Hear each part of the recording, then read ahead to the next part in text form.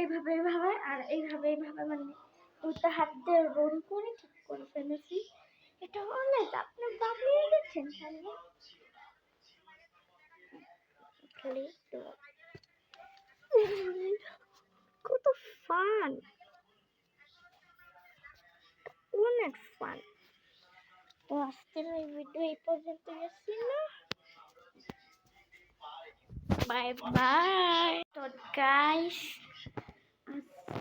আজকে আমরা একটা স্যাটিসফাইং টয় বানিয়েছি বেলুনের ভিতর আটা। হ্যাঁ এবার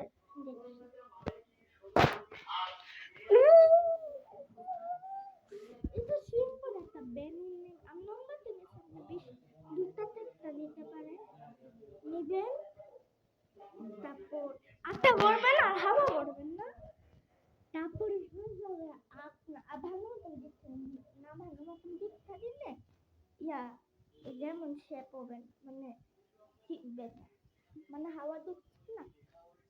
তো এটা কি বলবো অনেক মজার পেন না। তো আমি এক্সাম্পল দিই